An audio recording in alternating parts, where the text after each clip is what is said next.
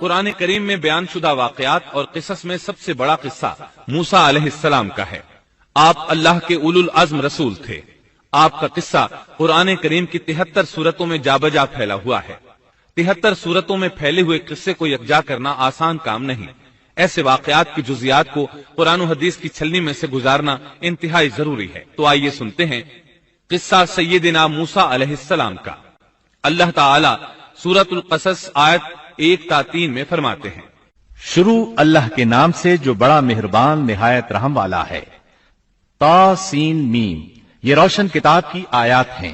ہم آپ کے سامنے موسیٰ اور فرعون کا صحیح واقعہ بیان فرماتے ہیں ان لوگوں کے لیے جو ایمان رکھتے ہیں۔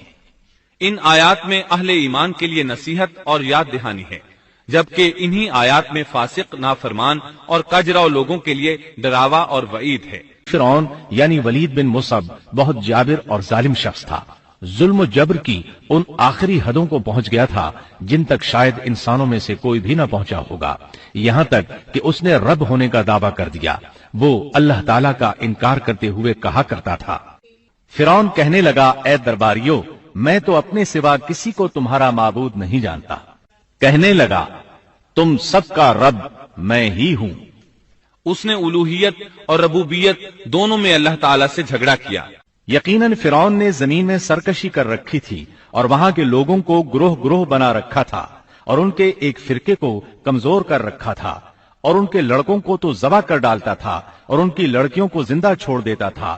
بلا شک و شبہ وہ تھا ہی فساد کرنے والوں میں سے۔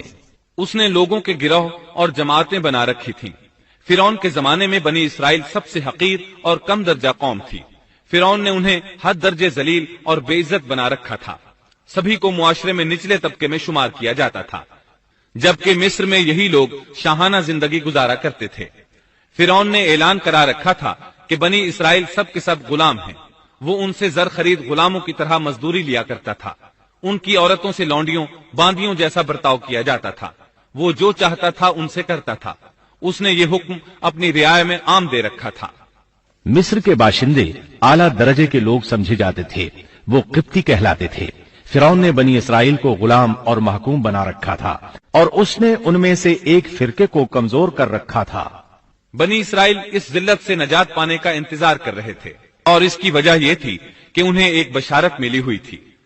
اس کے مطابق ان کا نظریہ تھا کہ فرعون کے گھر سے ایک بچہ نکلے گا جو انہیں نجات دلائے گا، اور یہ بھی بیان کیا جاتا ہے کہ یہ بشارت انہیں اس طرح ملی تھی کہ خود فرعون نے خواب دیکھا تھا کہ بیت المقدس سے آگ نکل کر مصر کی جانب بڑھتی چلی آ رہی ہے۔ وہ آگ مصر میں موجود تمام لوگوں کو جلائے ڈالتی ہے، مگر اس آگ سے بنی اسرائیل کے گھر محفوظ رہتے ہیں۔ فرعون نے اس خواب کی تعبیر کاہنوں سے پوچھی۔ وہ کاہن اس کے نزدیک عالم تھے۔ انہوں نے خواب کی تعبیر یہ بتائی کہ بنی اسرائیل میں ایک بچہ ایسا پیدا ہونے والا ہے جس کی وجہ سے مصریوں کی ہلاکت ہوگی۔ یہ تعبیر سن کر فرعون ڈر گیا۔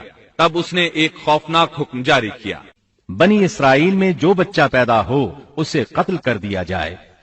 اللہ کی قدرت دیکھیے کہ ہارون علیہ السلام اس سے پہلے پیدا ہو چکے تھے اور موسیٰ علیہ السلام کی والدہ امید سے تھی۔ فرعون نے اپنا حکم یوں جاری کیا تھا کہ اگر ان کے ہاں بیٹے پیدا ہوں تو انہیں قتل کر دو، بیٹیاں پیدا ہوں تو انہیں زندہ چھوڑ دیا جائے۔ چنانچہ ایسا ہی کیا جانے لگا۔ ہر نو مولود بچے کو قتل کیا جانے لگا، بچیوں کو چھوڑ دیا جاتا۔ یہ تھا بچوں کو ذبح کرنے کا حکم جو بنی اسرائیل میں شروع ہوا۔ اس کا طریقہ انہوں نے یہ اختیار کیا کہ ہر حاملہ خاتون کی نگرانی شروع کر دی۔ دایا عورتوں کے ذمے یہ ڈیوٹی لگائی کہ حاملہ مستورات کی اطلاع دیں گی، اور جو دایا اطلاع نہ دیتی اسے بھی قتل کر دیا جاتا۔ اس طرح فرعون اور اس کے وزیروں کو ہر نو مولود سے باخبر رکھا جاتا تھا۔ ان دنوں سیدنا موسیٰ علیہ السلام کی والدہ اپنے حمل کے ابتدائی دنوں میں تھیں۔ انہوں نے اس بات کو چھپائے رکھا اور دایا کا کام کرنے والی عورتوں سے بھی خود کو چھپائے رکھا، یہاں تک کہ درد ذہ کا وقت آ پہنچا اور انہوں نے بچے کو جنم دیا۔ اس بارے میں سوائے قریبی لوگوں کے کوئی نہیں جانتا تھا۔ بچے کی پیدائش کے بعد وہ فکر مند رہنے لگیں۔ حمل کے دنوں میں تو انہوں نے خود کو چھپا لیا تھا، اب بچے کو کیسے چھپائیں؟ پھر بھی اپنی پوری کوشش کرتی رہیں، یہاں تک کہ ان کے پاس اللہ کا حکم آ گیا۔ یہ حکم اللہ نے ان کے دل میں ڈالا تھا، یعنی القاء کیا گیا تھا۔ یہ وہ وحی نہیں تھی جو پیغمبروں پر آتی ہے۔ اور ہم نے موسیٰ کی ماں کو وحی کی کہ اسے دودھ پلاتی رہ، اور जब तुझे इसकी निस्बत कोई खौफ मालूम हो तो इसे दरिया में बहा देना और कोई डर खौफ या रंज गम न करना। हम यकीनन इसे तेरी तरफ लौटाने वाले हैं और इसे अपने पैगंबरों में बनाने वाले हैं। मतलब ये था कि जब तफ्तीश और तहकीक शुरू हो या खतरात बढ़ जाएं तो इसे दरिया में डाल दें। इस आयत मुबारका में बैक वक्त दो खबरें, दो अहकाम, दो हुक्म इम्तिनाई और दो बशारतें हैं। यानी हमने मूसा की मां को वही की कि इसे दूध पिलाती रहे। ये दो खबरें हैं। और जब तुझे खौफ महसूस हो तो इसे दरिया में बहा दे। ये दो हुक्म हैं। कोई खौफ न खा और कोई गम न कर, ये दो इम्तिनाई हुक्म हैं।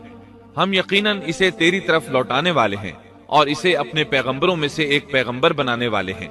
ये दो बशारतें हैं। और फिर वाकई तलाश शुरू हो गई। बनी इसराइल पर सख्ती की गई। मूसा अलैहिस्सलाम की मां ने अल्लाह के हुक्म के मुताबिक बच्चे को संदूक में रखा और दरिया में छोड़ दिया। साथ ही मूसा अलैहिस्सलाम की बहन से कहा, तू भी इसके पीछे पीछे चलती जा। चुनाचे वो दरियाए नील की मौजों में चले और उनकी बहन किनारे किनारे चली। अपने भाई की निगरानी करती जा रही है कि दरिया में डालने के बाद क्या बनता है। अल्लाह ताला सूरतुल कसस आयत 11 में फरमाते हैं, मूसा की वालिदा ने उनकी बहन से कहा, तू इसके पीछे पीछे जा। तो वो उसे दूर ही दूर से देखती रही और फिरौनियों को इसका इल्म भी न हुआ। संदूक बहता हुआ फिरौन के महल्लात के करीब आन ठहरा। महल्लात दरियाए नील के किनारे थे। अल्लाह ताला सूरतुल कसस में फरमाते हैं, आखिर फिरौन के आदमियों ने संदूक उठा लिया। आखिरकार यही बच्चा उनका दुश्मन हुआ और उनके रंज का बायस बना। अब वो इसकी भलाई चाह रहे हैं, लेकिन वही फिरौनियों के लिए वबाल जान बनने वाला था। अल्लाह सूरतुल कसस आयत 8 में फरमाते हैं, कुछ शक नहीं कि फिरौन और हामान और उनके लश्कर थे ही खताकार। फिरौन की बीवी ने फौरन पहचान लिया कि ये बच्चा बनी इसराइल में से है। चुनाचे उसने कहा, और फिरौन की बीवी ने कहा, ये तो मेरी और तेरी आंखों की ठंडक है, इसे कत्ल न करो। बहुत मुमकिन है ये हमें कोई फायदा पहुंचाए या हम इसे अपना बेटा ही बना लें। और ये लोग शऊर ही नहीं रखते थे। मतलब ये कि इस पूरे मामले में अल्लाह ताला की तदबीर से उन्हें आगाही नहीं थी। इस पर फिरौन ने कहा, ये सिर्फ तेरी आंखों की ठंडक है, मेरी नहीं। मैं नहीं चाहता बनी इसराइल का कोई बच्चा मेरी निगरानी में पले, लिहाजा ये सिर्फ तेरी ही आंखों की ठंडक है।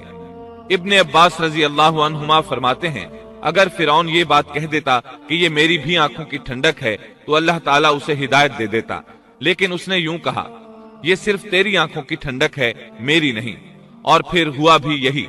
मूसा अलैहिस्सलाम आसिया की आंखों की ठंडक बन गए, फिरौन की आंखों की ठंडक न बने। अल्लाह ताला सूरतुल कसस आयत 10 में फरमाते हैं, और मूसा की वालिदा का दिल बेकरार हो गया। यानी उसका दिल मूसा अलैहिस्सलाम की याद के अलावा दुनिया की हर चीज से खाली हो गया। माँ की मोहब्बत और माँ के दिल का हाल जरा देखिए। मुसीबत में उस पर क्या गुजरती है। वो मेहरबानी जो माँ के दिल में होती है, वो मोहब्बत जो सिर्फ उसी दिल का खासा है। हम मर्दों की जमात इस कैफियत को नहीं जानती जो मुसीबत के वक्त माँ के दिल पर गुजरती है। चुनाचे अल्लाह ताला फरमा रहे हैं, और मूसा की वालिदा का दिल बेकरार हो गया। यानी मूसा अलैहिस्सलाम की मोहब्बत के सिवा उस दिल में और कुछ न रहा। हर वो चीज जो उसे दुनिया में प्यारी थी मूसा की मोहब्बत पर गालिब ना आ सकी। बस दिल में मूसा ही मूसा थे। अल्लाह ताला सूरतुल कसस आयत 10 में फरमाते हैं, करीब थी कि इस वाक़े को बिल्कुल जाहिर कर देती अगर हम उनके दिल को ढारस न दे देते। ये इसलिए कि वो यकीन करने वालों में रहे। अब देखिए अल्लाह ताला के काम। उनके नूरे चश्म को किस तरह उनकी तरफ वापस लौटाया। बच्चा जब महल में पहुंचा तो उसने दूध के लिए रोना शुरू कर दिया। उसके पास दूध पिलाने वालियां लाई गईं, लेकिन बच्चे ने किसी औरत का दूध न पिया। आखिर वो बच्चे को उठाकर बाहर लाए। अल्लाह आयत 12 में फरमाते हैं, और उनके पहुंचने से पहले हमने मूसा पर दाइयों का दूध हराम कर दिया था। जो औरत भी आपको दूध पिलाने की कोशिश करती नाकाम हो जाती। अब जाहिर है ये रुकावट तो अल्लाह ताला की तरफ से थी। कोई दूध पिलाने में कामयाब हो भी कैसे सकती थी। उधर मूसा अलैहिस्सलाम की बहन दूर खड़ी ये सब देख रही थी। सूरतुल कसस आयत 12 में है, ये कहने लगी, क्या मैं तुम्हें ऐसा घराना न बताऊं जो इस बच्चे की तुम्हारे लिए परवरिश करे और हों भी वो इस बच्चे के खैरख्वाह। उन्होंने पूछा, ए बच्ची, तू कैसे जानती है कि वो इस बच्चे की खैरखाही करेंगी। बच्ची ने जवाब दिया, इसलिए कि वो एक गरीब घराना है। जब उन्हें मालूम होगा कि ये बच्चा फिरौन के घर से आया है تو انہیں انعام و اکرام ملنے کی امید رہے گی۔ اس گھر میں ایک نیک سیرت خاتون ہے، وہ اس بچے کو بخوشی دودھ پلانا قبول کرے گی۔ انہوں نے کہا چلو ٹھیک ہے۔ چنانچہ آپ کی بہن انہیں گھر لے آئی۔ والدہ محترمہ نے بچے کو دودھ پلایا تو آپ نے فوراً دودھ پینا شروع کر دیا۔ سیدہ آسیہ نے ان کی طرف پیغام بھیجا کہ وہ محل میں آ جائے اور جب تک بچہ دودھ پیتا رہے وہ اس کے پاس محل ہی میں رہے، لیکن موسیٰ علیہ السلام کی ماں نے انکار کر دیا۔